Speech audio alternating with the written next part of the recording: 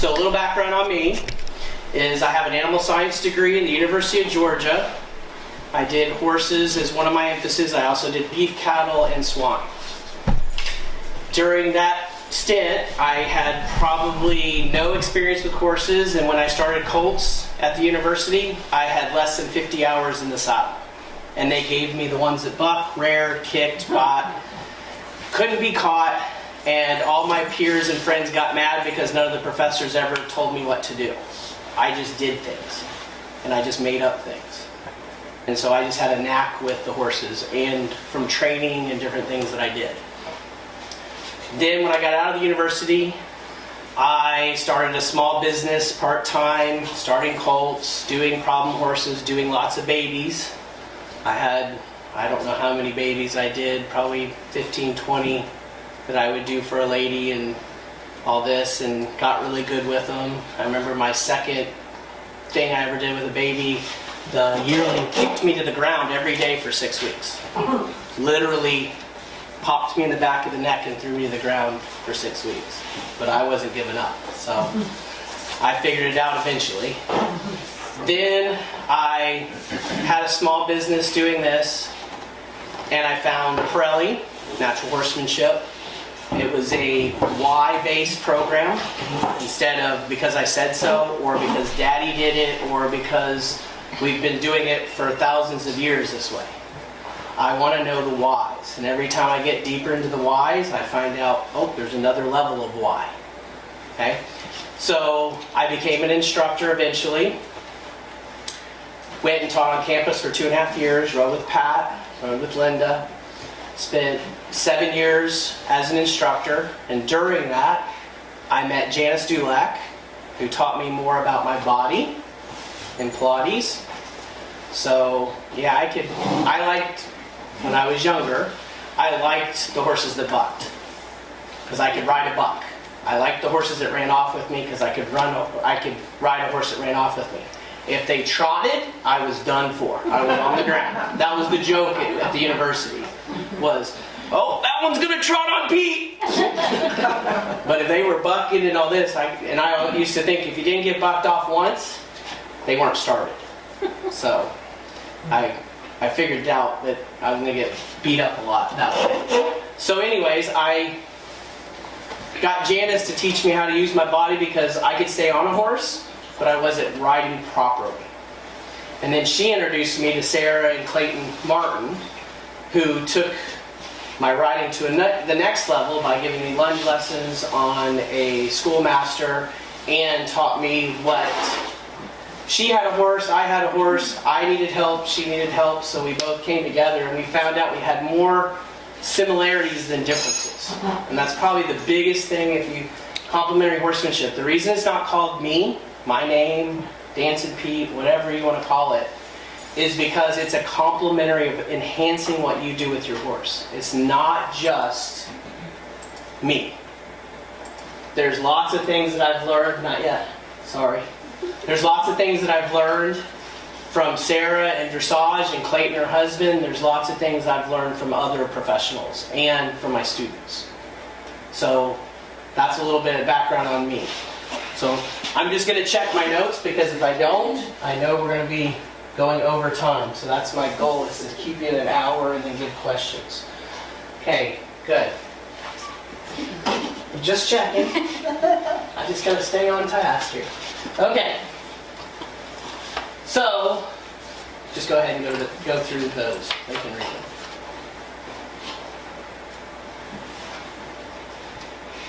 So one of the reasons I came up with a leading exercise is I used to teach a lot, and the biggest frustration for me was putting out fires.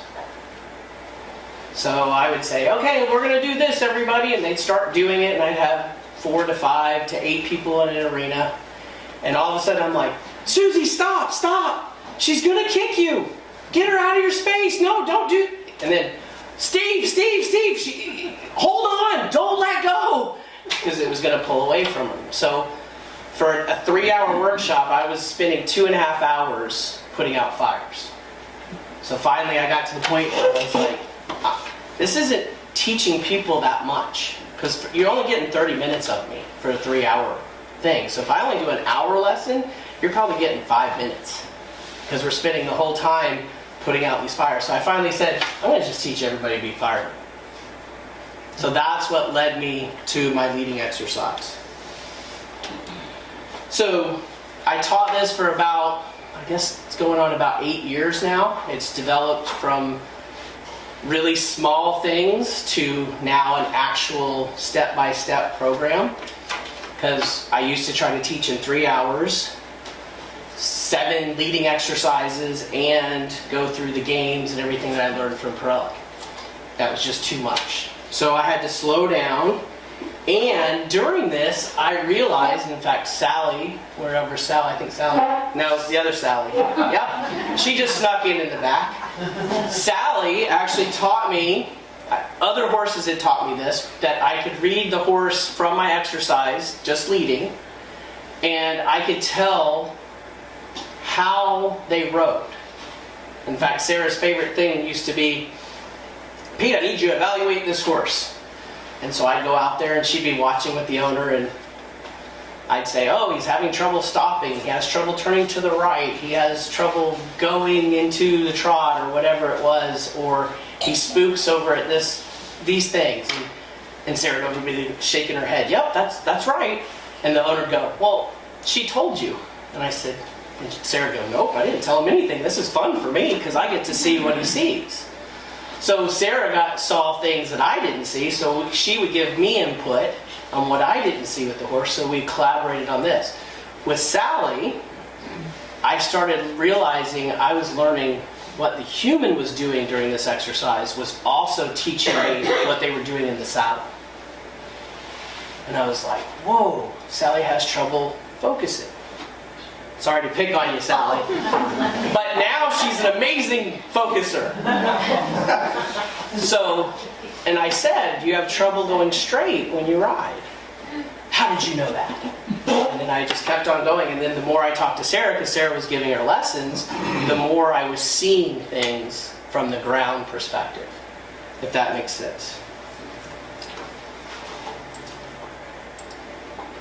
So this led me to coming up with a saying that I like to say all the time. Play on the ground like you're riding. Ride like you're playing on the ground. There is no difference. So a lot of people go, well, you're just doing groundwork. You're just doing groundwork. You're just leading your horse. Well, to me, I'm riding them. When I'm on the ground, I'm riding them. I'm thinking about all the things you should be thinking about when you're riding.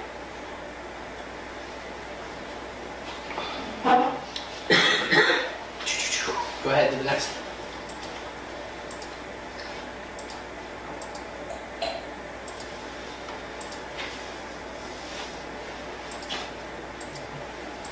So if you look, it's not just I'm coming through a gate with 2 horses. Those horses are placed in a certain position. So think about this, and this is for you guys. Next time you lead your horse, think about if you had to get on and ride your horse, what would it look like? Would you care that he just trotted past you? Would you care that he's sitting by the gate, pushing on it, waiting for you to open it? I bet, right? Feed. You know, that's Nick. That's actually the horse that taught me a whole bunch about riding. And they would line up and wait. How many of you feed your horse and they pin their ears or rattle the bucket or create a nuisance? Would you feed me if I came over to your house and say, hey, where the hell's the food? Give it to me. Right? So it's little things that we don't really talk about or think about. So handling our feet. How many of you have trouble picking up your horse's feet? Can they stand still? That's one of the first things I would say is if you can't pick up their feet, wait until they can stand still. If they can't stand still, why are you even attempting to try to pick up their feet? So understanding that when you're playing with your horse or leading your horse or feeding your horse or grooming your horse or doing anything, saddling, You're riding your horse. Would you want to ride that horse at that moment? That's how serious I do things. And that's why, like, a lot of people bring horses to me and I go, okay, you can come watch. And then I teach them the basis of leading so that one day they can lead their horse back to the pasture. Because that's how important everything is to me. Because if I mess up one little piece of that leading that day, I got 3 horses in, took me 5 hours to put them out in the pasture. Time well spent, because now it takes me 2 minutes to let them go and they start grazing or roll most of the time. But that 5 hours for those 3 horses meant the world to them, because they realized relaxation with me was more important. Okay? So this should become a habit for my students.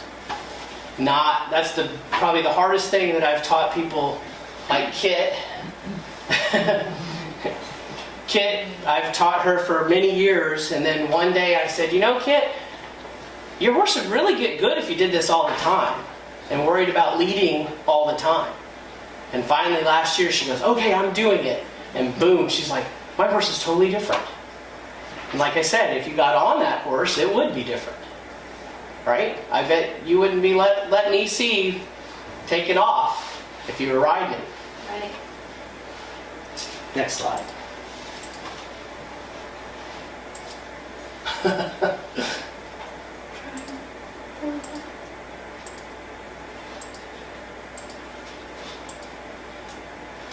Okay, so 2 questions I ask myself every time I see somebody ride.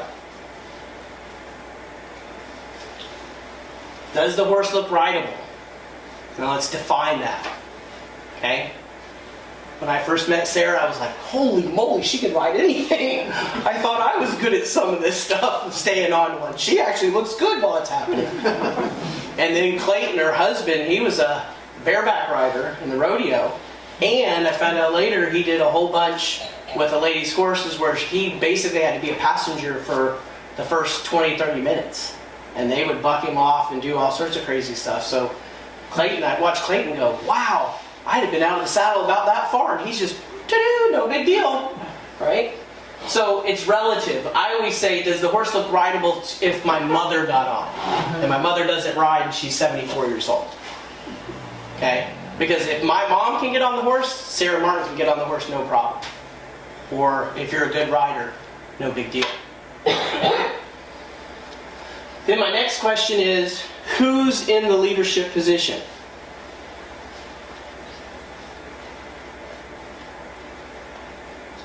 That's always the fun one. Okay?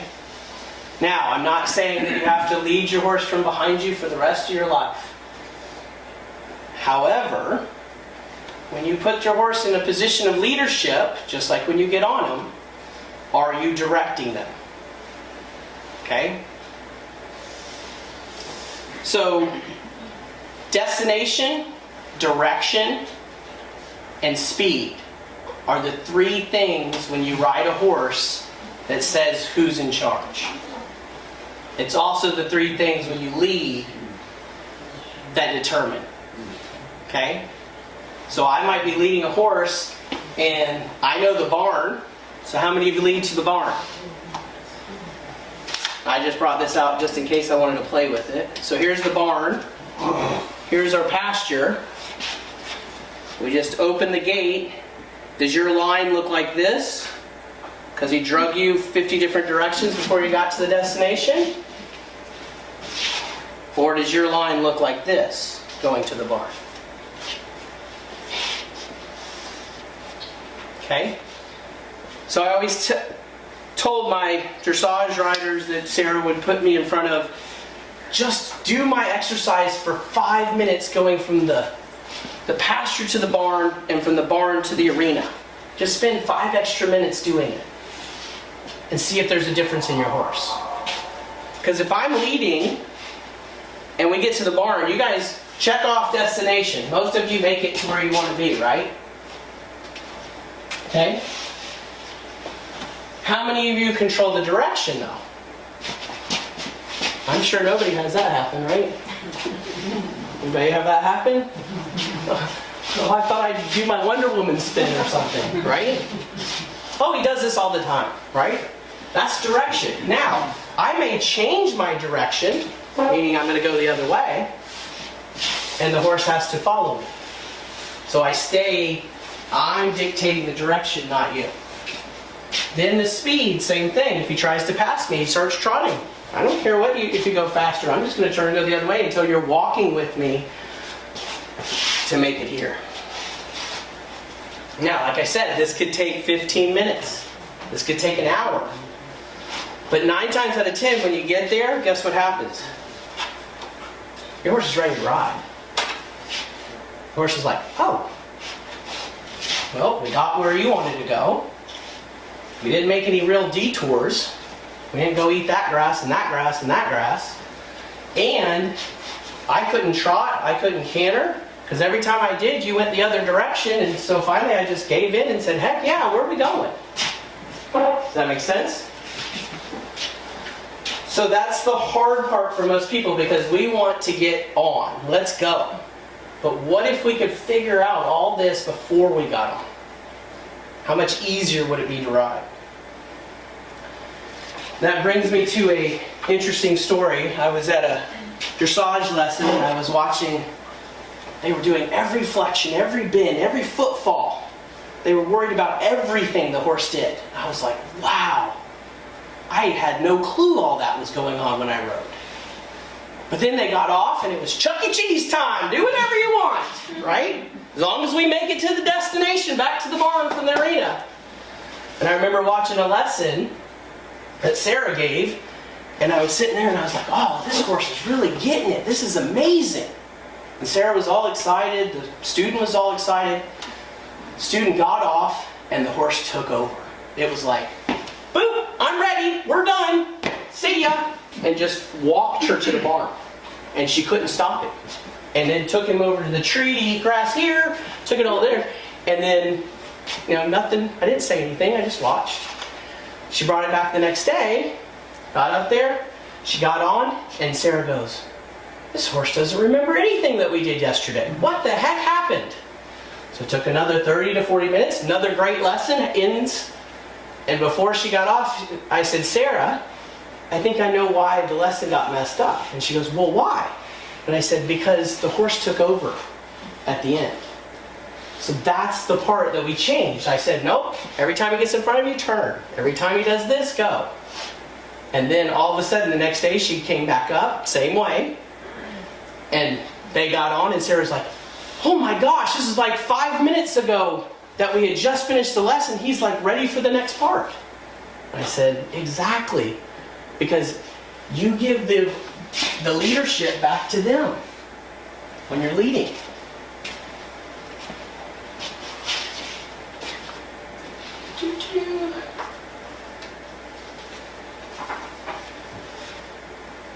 So what is our goal?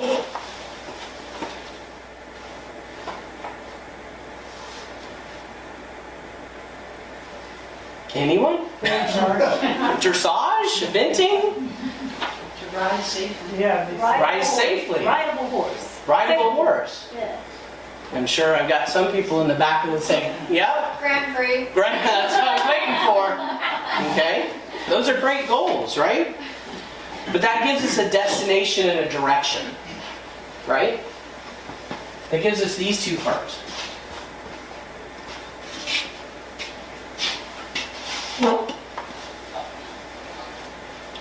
What's the true goal? Relaxation and connection. Good answers. Go ahead.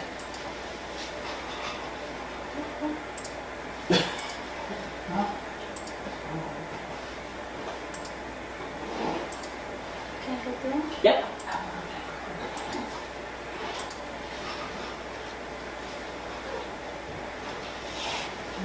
So how calm do you want your horse? Focus calm. No, I'm not saying so calm that you can't wake him up. Okay? Because a lot of people go, oh, he's got him laying down again. How are you going to ride that? I'm not saying that. I'm saying, yes, when I'm not doing anything with the horse or asking him just to stand with me, I want him that relaxed, right? Who's the dressage rider that when she gets done, she lets go of the reins? Charlotte. Charlotte. Rodda. Yep. That's beautiful to me. Now, everything before it's beautiful, but to me, that's even above. She should get 10 extra points for that. Right? Because she's showing that my horse is trained. Look, I can drop the reins. He can ride off my seat and my focus. Right? How many people at the top level could do that? That's why I always say they should salute at X at the beginning, where you have to drop this hand and put it out, and then salute to show you're not touching the reins. And then at the end of your ride, you have to do the same thing. I guarantee it would change dressage, right? Or eventing, or any sport to show. Now the reiners could do it with no problem. Okay? But that's the kind of thing. How calm do you want your horse? Do you want him calm with the environment? You're at a show. How calm do you want him at the environment? I want mine blowing up, right? No. I want him going, hey, we're not asking to do anything right now. But then when I ask, he's ready for it. How connected do you want your horse?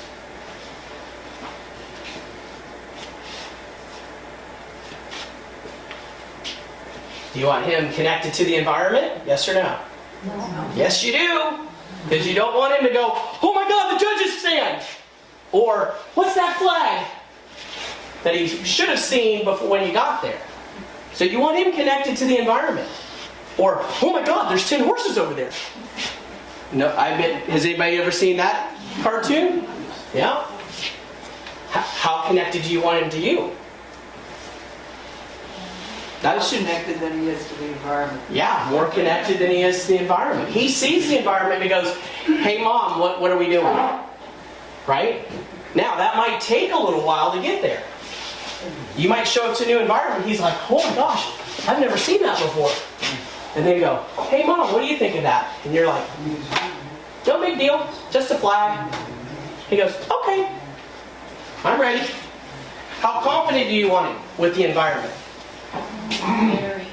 Very confident. How confident do you want it with you? Very. Very, right? How much communication do you want going on? One-way communication or having a conversation? Conversation. If you're riding your horse and he's starts getting hyped up, you want to be able to change what you're doing to help him. Not make it worse, right? And don't get me wrong, going through this talk, I've done everything you guys have done. So don't think I'm up here preaching on the choir. And trust me, I'll do even worse one day. Because one day I'll go, oh, this is deeper than what I'm talking about. Okay? So this is my true goal in everything I do. So this is having a destination or a goal. I'm going to Texas. How many of you are going to check your oil? How many are going to check your tires? How many are going to check the fuel tank? Okay? Now some of you go, oh, I don't need to do that. I can make it to Texas on one tank. Right? And you might make it 600 times to Texas, but that one time that you didn't check that thing, that's when you're going to have the problem. And that's how I look at this. Is I have a goal with no agenda. Because this is my true agenda with everything I do. Now I might not get all four, but I want to get that next one. I might get he might be really connected to me, but he's like, I'm terrified. Well, don't get in my space. Okay? He might be communicating, hey, here's the middle hoof, right? And I better be doing something different. That's the kind of thing I want. Okay? Go ahead.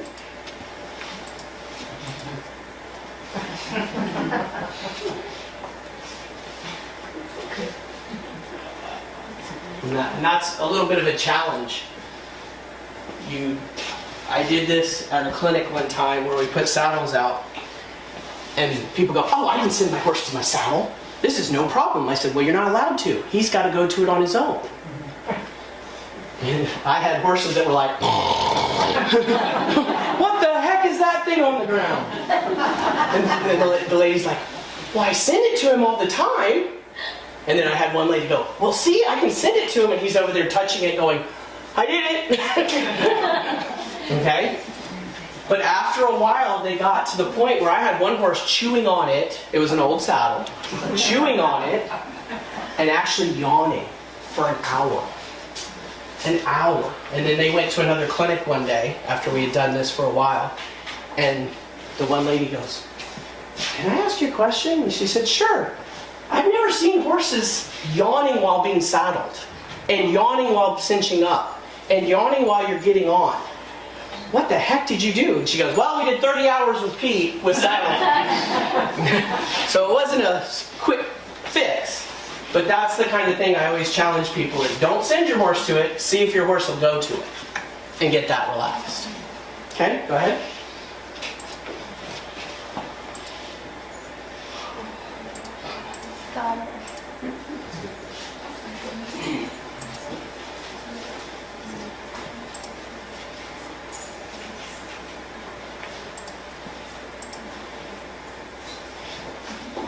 So these are some of the things that I found.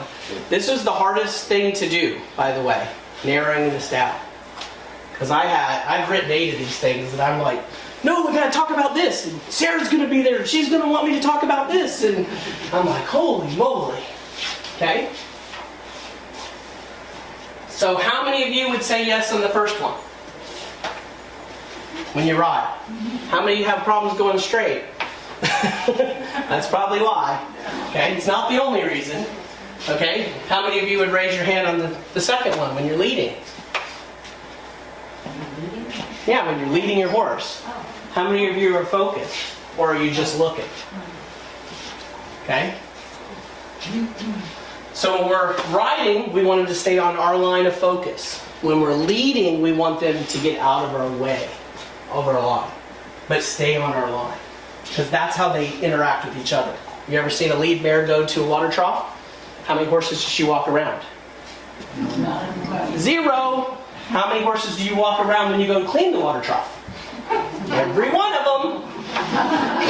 Oh, sorry, Lucky. Right? Just saying. Okay?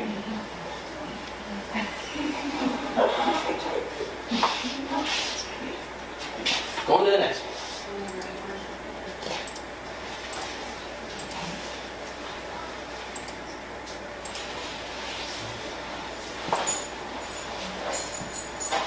Okay, so, oh, she went to energy, good.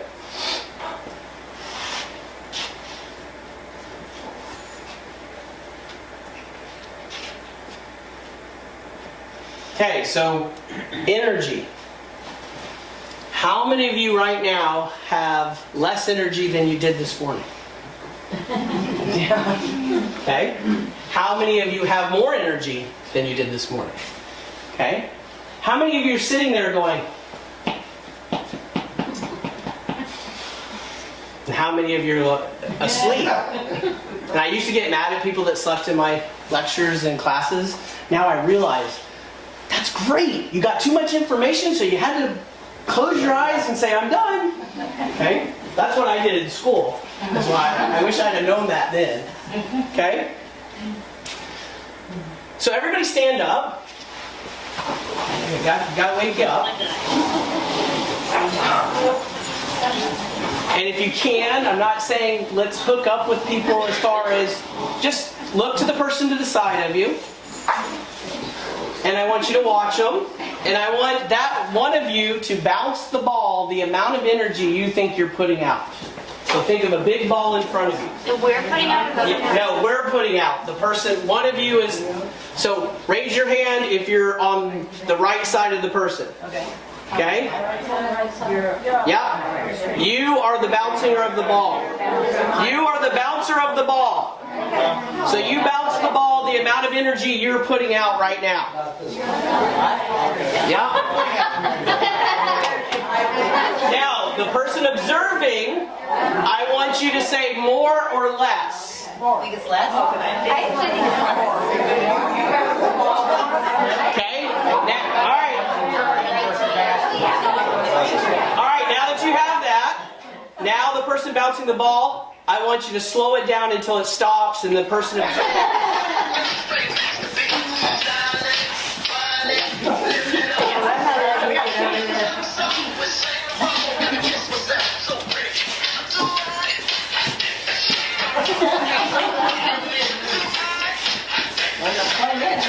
You only got 20 minutes. Are you asking a question? Yeah, my ears are forward.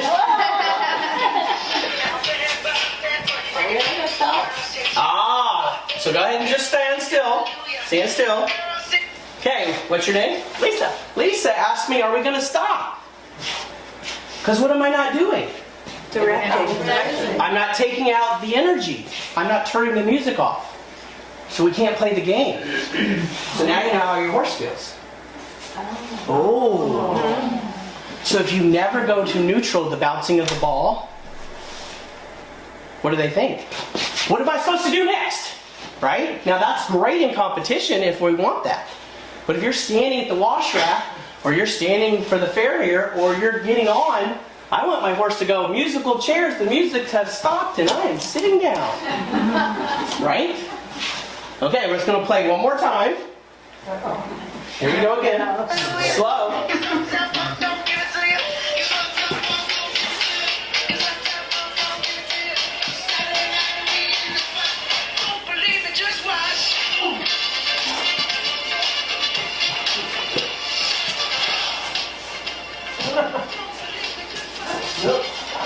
Keep lower. Still playing.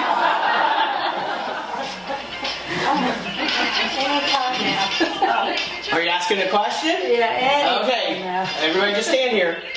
So what did I just do?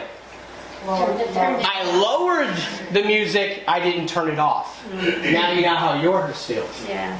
I'm like, So you might be going, oh, you did it. It's a little less, but it's not as much as I usually do. But you didn't totally go, you got it. Does that make sense? oh yeah. All right, give them a round of applause. Go ahead.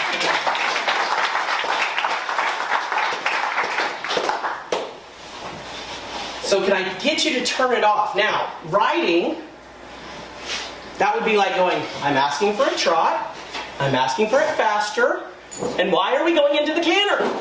Because I didn't turn off the music when you got it. And it doesn't mean all the way off because I got to stay with them, but I don't need to be adding anything to them. Does that make sense? Or we go into the trot, this is what I want, so I bring it down a little bit, and what do? They slow down too, or they go faster. Because I didn't totally tell them they got it. Does that make sense? Same thing on the ground. All right. Okay, so let's talk about where you focus your energy. So where do you put that energy to your horse? How many of you like to stand at your horse like this? Oh, isn't he pretty?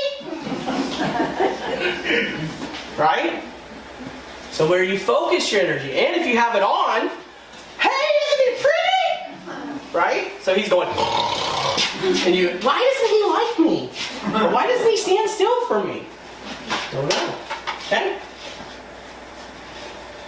Doo-doo. Next one.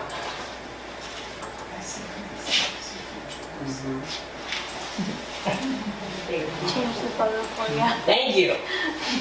Yay! She was showing me the slideshows and I go, we don't have one of the baby. We gotta get Daniela's baby in there. Okay? Was this yesterday? Or the other day? The other day? Yeah. Okay? So, just going to the picture for a second. This baby blew up for an hour. Because it had been in the stall for 3 days. Or in the little paddock because it had been raining. Okay? And Daniela goes, oh, we're not going to get anything done today. She's not going to get as far as she's gotten. And I said, oh, she'll be fine. Second hour, guess what? We got ahead of what we did last time. And she was worse at the beginning. Because we let her to do what? Get rid of that energy. Right? We let her go dance and do musical chairs until she went, okay, I'm ready for the game. What are we doing? And I said, oh, I'm glad you asked. Let's do these things. She's like, okay. Okay? So let's talk about bubbles. How many of you have a bubble? So everybody talks, yes, thank you. So it was interesting when Tick last year talked about treats and petting, that, you know, horses are touch, and he said a thing that said he started to realize they're more about bubbles, but people are more about touch, right? And I said, and I wanted so bad in the back to go, really? Because I wanted to go do something, okay? And I don't want to get to somebody I don't know. Come here, Cindy. Okay. So I'm sure Cindy doesn't have a bubble, does she? Right? You ever had somebody talk to you that close? Why don't you stand still, Cindy? So horses are the same way. So there's so many times I see a horse that the reason they can't stand still is because they're constantly in your bubble. You don't have a bubble. Does that make sense? So could you imagine being around somebody that was always in your face, nose to nose, talking to you? And I always want to grab somebody like that. The next one I find, I'm going to go, okay, tell me why you do that. Because I want to know why. And I think one of the reasons is we never say no. Right? Horses are all about bubbles, just like we are. If you don't believe me, watch them in the herd. Not paying attention to your bubble, how can you pay attention to what's going on out there? That's my theory, my opinion. As I see horses, as soon as you establish a bubble and boundaries, bonding starts. And they usually get really relaxed because they're like, well, if you pay attention that close, you're probably paying attention to all the dangers going on around here, so I can check out as long as I'm hooked up with you. Making sense, isn't it? Right? You ever been around a military guy? Excuse me, keep this out of the way clear. Excuse me, stay out of my space, because he wants to be prepared. Well, shoot, I'm hanging out with him because he's checking out all the dangers. Right? Versus the guy goes, yeah, hey, come hang out with me. Yeah, lead up on me, I don't care. Right? And then, hold your boundary for your rope. How many of your horses, raise your hand, know the length of the line you lead them in? Or do they only know 2 inches? So once you let go of that 2 inches, they go, free! I've lost more horses when I was in college because everybody held 2 inches, that's what we were taught, than I did now that I use a 22-foot line or longer. And then hold, not pull. And this is probably the hardest thing to teach someone. But it makes total sense. And my reins are all jumbled up.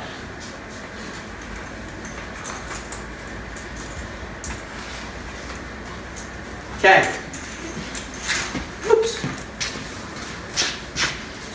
Hold. Okay? Pull on me. Yeah, really do it. So what am I doing? I'm holding. Because watch this. Did you feel the brace go inside you? Mm-hmm. Right when I pulled. Mm-hmm. So I watched so many people, the horse is getting worse because they're playing tug of war. It takes 2 to play tug of war. Yeah, because I'm pulling. So there, you just give it the end. I'm still pulling. Mm-hmm. So they don't get any relief, so they go fighting even more. Now I'm going to hold. Pull on me. I'm holding. Now come towards me. Oh, nothing happened. And in my book, this is how you should be holding your reins also. How many of you pull when you ask your horse to do something? And how many of your horses fight against it? Because they're looking for the tug of war. Any questions on that? I wish I could get everybody to feel that because it's really powerful when you feel that brace. Because when I pulled back, you felt the brace, didn't you? Good. They can come up with the end of them. What? They can come up with the end if they want. Yeah. Go ahead, you go to the next one. Where am I? Oh. Is that right? Too fast? Waiting. What's the hardest thing that a human can do? Wait. And do nothing. what's the main thing most horses need you to do? Wait and do nothing. So waiting has been something I couldn't do at first. Like when I was early in my horse career, I was like, okay, now I'm going to do this, and now I'm going to do this, and now I'm going to do this, and guess what? Do is what's happening. Do plus do equals do. Okay? Do plus wait equals do wait, which sounds like do great. Okay? So how many of you have ever hung out with your horse for an hour? Raise your hand. With boundaries, meaning you can't come into my space, you can't pull on the end of the rope. Okay? So, I had a friend over, and with this mare, when she showed up, she was explosive. Okay? I had her for about 2 months. My friend showed up, and she watched her come in, and the first thing she did was lay down. Boom. As soon as she got in the arena, and I stood still. Then she started yawning. Then she rolled about 2 or 3 more times, and she goes, how long have you had this mare? And I said, 2 months. And she goes, does she do this every day? And I said, yep. Sometimes we don't even make it out of the barn. Like, I get out of the barn, and there's the grass. It's like, boom. That's how relaxed she feels when she's around me. Okay? That's what you want. And this gets me into processing. What she's doing is what I call processing. So they get the blinky eye. You ever seen your horse look like you call it, they're going to sleep? Okay, I call it processing.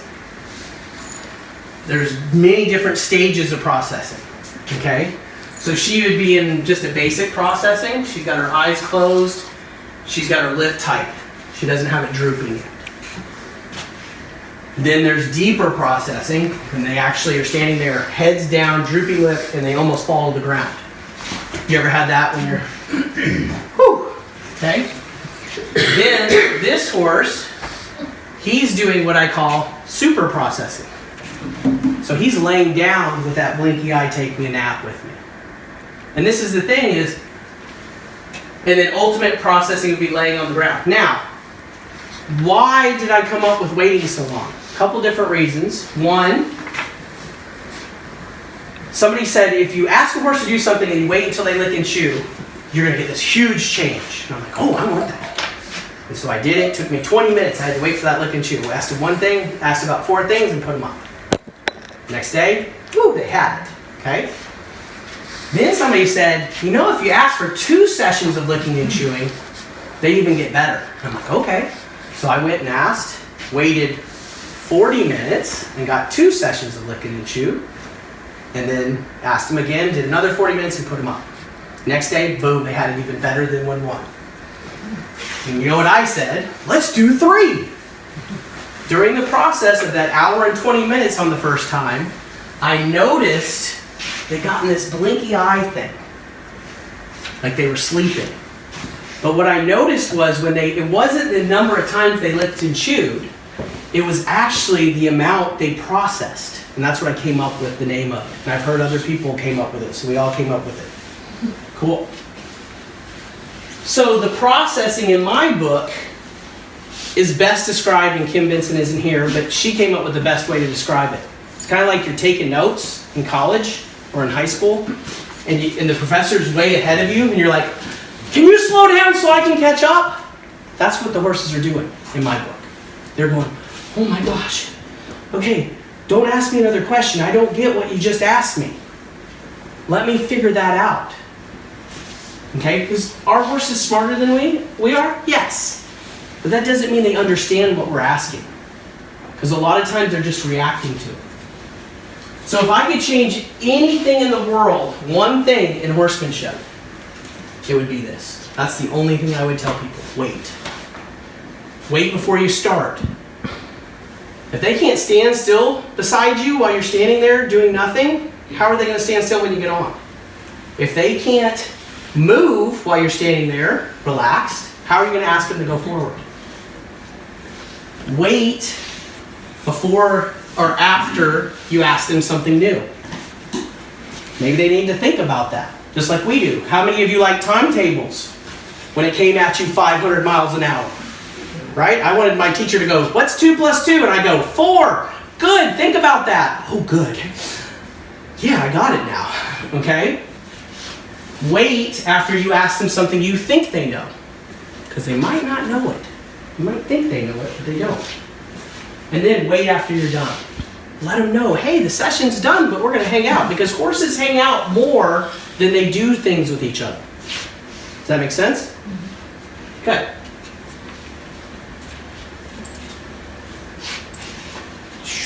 Next slide.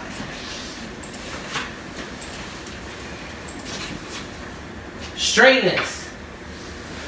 This is actually the saying that's up there is from Sarah Martin. So I discovered straightness, and like I said, I get new awarenesses. All I'm doing is putting new awarenesses in your mind. I got the awareness of straightness from Charlotte Cannon, a friend of mine. She's a 6-time world champion in the paintball. She came to a clinic of mine, and all the horses started off like this.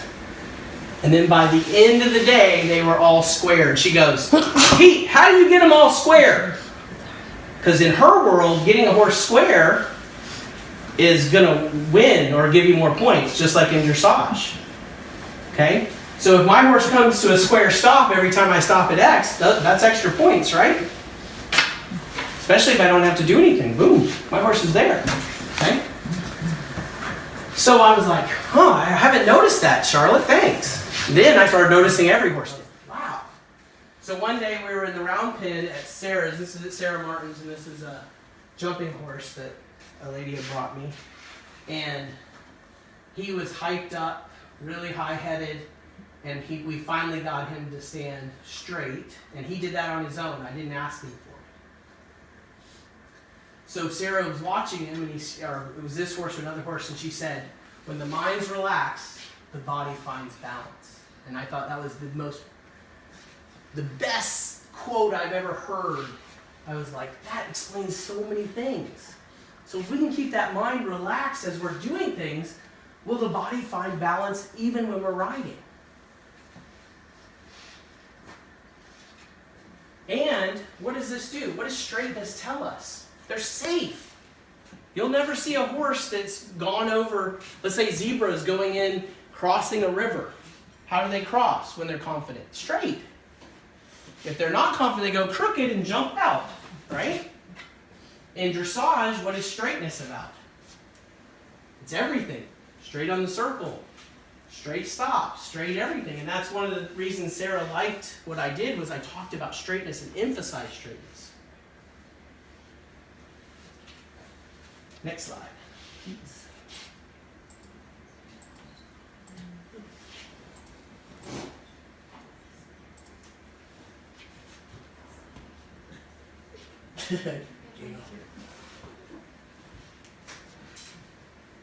Okay, so safe spot. So I created a saying called safe spot, and that's getting a horse behind you at first with their nose and then their hind end. Okay? But eventually your safe spot can be anywhere. I'm on this horse and I'm just saying, hey, let's stand here and be in a safe spot. Let me take one rein and hold it and be in a safe spot. Let me take both reins and hold it and you're in a safe spot. Could you imagine if you picked up your reins and your horse went, oh, you got me, I'm good. Wouldn't that be awesome? And as we do safe spot, and it can be anywhere. First it's behind us, then it's in front of us. If we're driving them, it would be in front of us with their tail towards us and they're facing the same way. We want to play hot and cold, not tag. So if I'm asking the horse to get behind me, I want to think about the game of tag. The game of hot and cold. So everybody know how to play hot and cold? So the closer I get to what you want, you say hot, hot, hot. But if I go the wrong direction, you say cold, right? So when I lift the stick, that's cold. Wave the stick, that's cold. When he gets it right, going towards the direction, I go hot and relax. Then, guess what starts happening? He starts searching for what? The answer. Okay? So by playing hot and cold, what's the goal of the leader in hot and cold? The same as the follower. What's the goal in tag, though? So if I go, get your butt out of here, So my goal is what? To touch. What's the goal of the horse? Or the Touch back. to run away. To go away. It's two different goals, right? So I want my horses seeking comfort, not getting away from pressure. I want pressure to motivate them to find that comfort. So when I say cold, that's not, oh my God, Pete said cold, right? But if I went to tag you, you'd be like, oh, now, can I play hot and cold with a little bit of tag? Yeah, as long as I'm thinking there's a place for you to go. And I teach them. Does that make sense?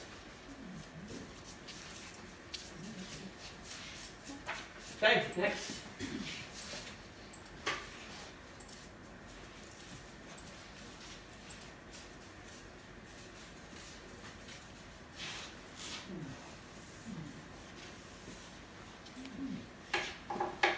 Okay, so I discovered this also by doing a leading exercise. So I get riders that the horse would be going like this. I don't want to put my right eye on you. And then they try to walk over there and they go, no, no, no, you're not going to go over there. Okay? Or we'd ask them to go with their right eye and they couldn't do it. They'd be like, and they'd run, or they would overflex. So I have my left eye on you, and everybody goes, look how good their flexion is. No! They're going, I'm terrified to see you in my right eye. Or, how many of you seen this? Stick their head out of the circle. What I believe they're doing is trying to look over their shoulder with their good eye. Because if you take that line off of them, what are they going to do? Go to the left. So they're going, I want to go over here, so I'm going to see you over my left eye. I'm okay now. Because I know I can't spin on that rope. So let's do a little fun exercise. Take your hands and bring them together and clasp your fingers. Okay? Look down and tell me what thumb's on top.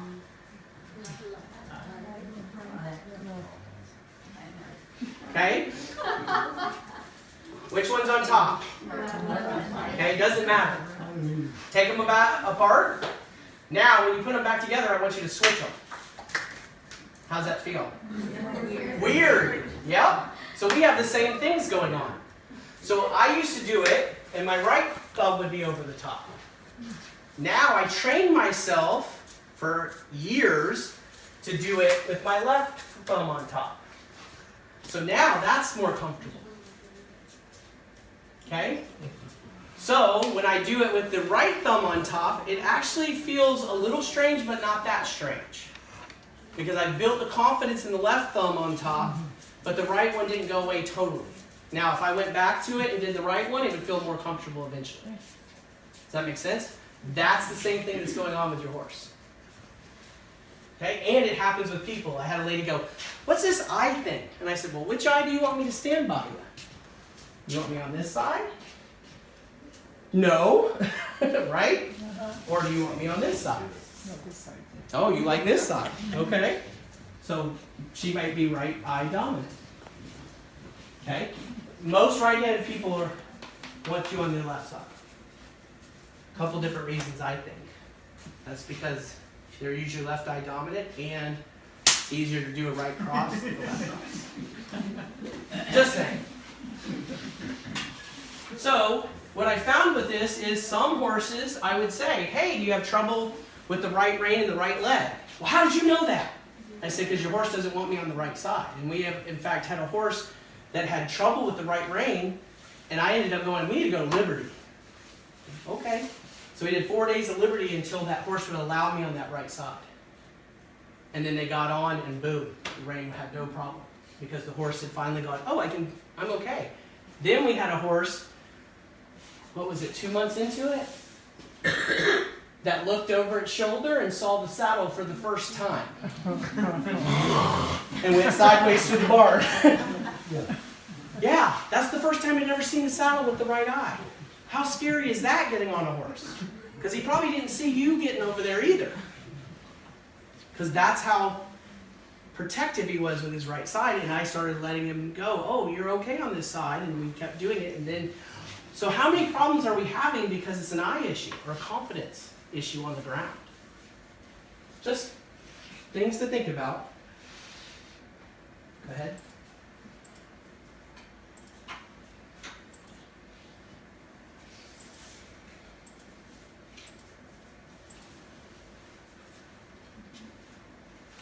There's your little one.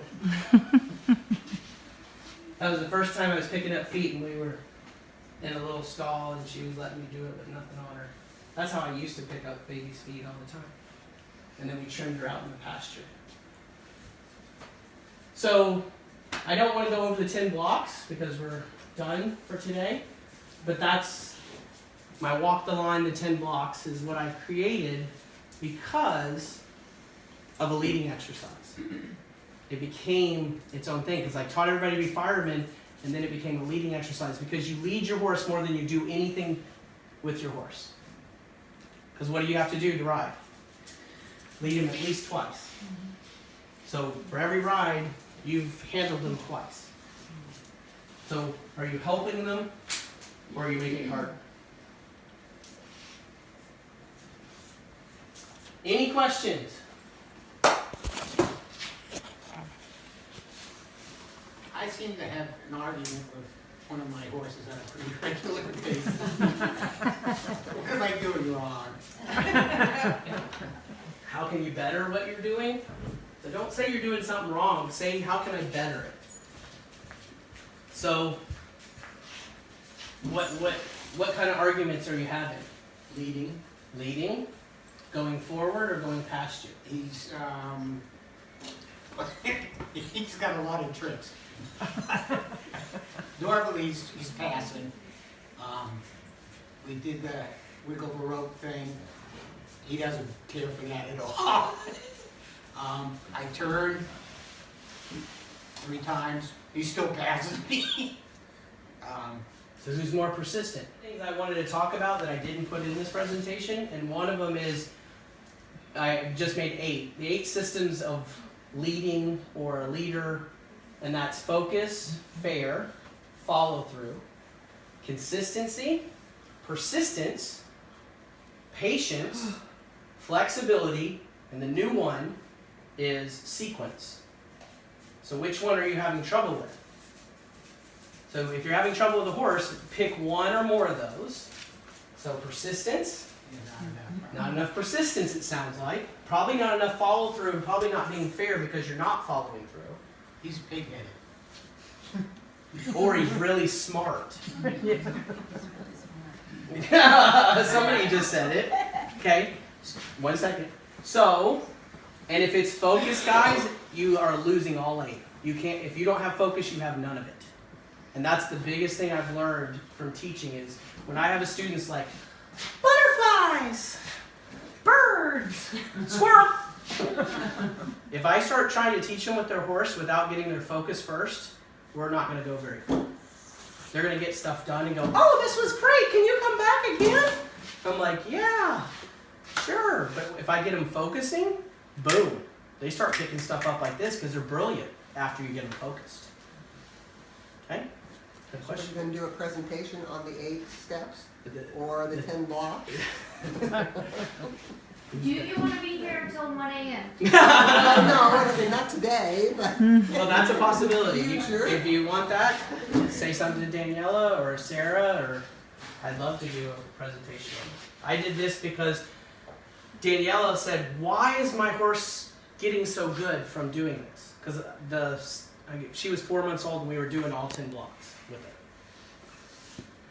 And she was doing great with it. And Daniela goes, why does this work? And I'm like, well, there's a lot of pieces to that. And that's why she wanted me to do this talk. Because why does it work? So I gave you some ideas of focus. And I'm telling you, I had 29 things that I could have talked about tonight. That each had probably 4 or 5 things in depth. Yes, ma'am. Pete, I thought you were going to do, is your horse a feather or a brick wall? Yes, ma'am. That's old school. So it used to be called, are you a brick wall or are you a feather? Right. So In lead. when you led. So are you the brick wall, the horse gets out of your way, or are you the feather and you walk around your horse? And that's with anything, you're right. How many times you see somebody that's, I'm holding it, and their hand's going like this with the horse's mouth, right? They're a feather. Okay? Yes? I just want to make a comment, Pete, something that you did at our farm that really made an impression on me, Sure. that I really understood for the very first time about waiting. There was a little paint horse you had, and the girl, you were working with Liberty in the round pen, Yes, and you were finished, and the girl started to halt her and bring him out, and you went, whoa, where are you going? And she said, I'm taking him out. She said, no, sit on that mountain block. We waited over a half an hour. That horse yawned 15 times, and I think blew out 10 times. And it really made an impression on me how quickly I used to be to think the session was over. Maybe if I got a lick and chew, I thought I had it.